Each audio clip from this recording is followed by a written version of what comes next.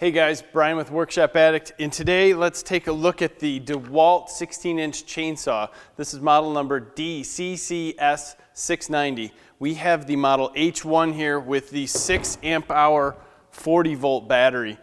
Now, my goal in this test was to say, hey, if you're spending this amount of money on a chainsaw, it's probably going to be your only chainsaw, or it's going to be used in a business for limbing or different things like that.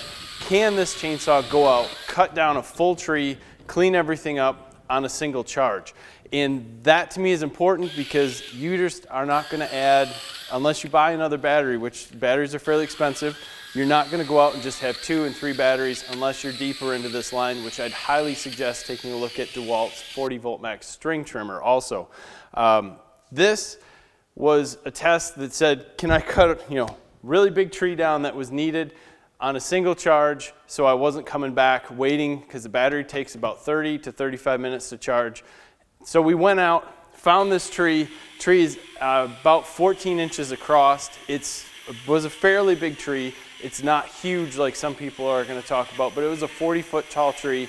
Went down, started cutting it down, went through everything, and the main things were, is the saw going to be able to keep cutting through it? Is the saw going to last long enough that I can clean everything up? And then, am I going to be happy with the performance at the end? So, going through looking at this, some quick specs. This is a 16-inch Oregon bar. It has a low kickback chain.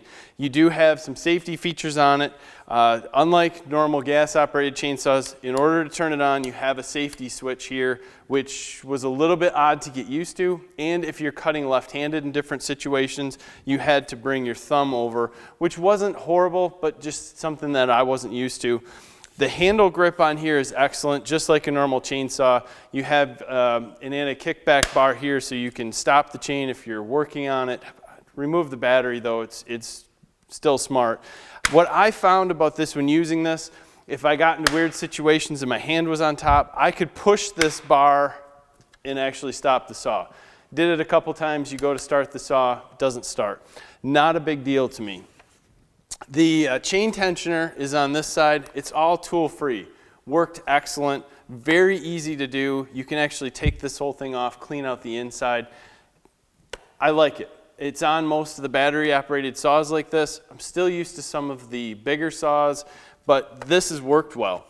The oil fill is on this side, and they have a nice little area over here how you can tell how much oil that you have in it for the chain. The chain is a LubraLink and LubraWell Oregon chain. Again, low kickback chain. It did well. I'm used to a little bit more aggressive chain, but still easy to find, easy to replace, fairly easy to sharpen. So I would suggest when you get it, check it out. I sharpened this one up a little bit before I went out. It just needed a few little, a few little touch-ups to make it how I wanted to use it. Nice bar, easily changed, easily found to replace. Very popular. The inside of this, when I was looking at it, was really kind of neat because there's a lot of venting around the battery. The battery can get hot. I was out cutting in 30-degree weather. It was a little bit frozen, so I didn't feel the battery even getting warm. And some other things that people talk about on electric saws are the bucking spikes. There is nothing here. There's some plastic, but the reality is if you put bucking spikes in this, you're just going to stall the saw out. Picture a pretty small gas-powered saw, and you're going and putting some bucking spikes on it, and you're going to just rip it into a tree. You can stop this bar. You just pull off a little bit, relieve some of the pressure, and start it right back up again. You can even keep your finger on the trigger, pull off, and it'll start back up. I don't think you need bucking spikes. I think this is perfectly enough for the size of saw that you have and the power that you have. The one feature on this saw that I really like that is not on many saws that's out there is a variable speed trigger. Well, I don't use the variable speed trigger like you would use it on a gas saw where you're going up and down. It's great for limbing. When you're cleaning up, you don't have to be running wide open on the saw.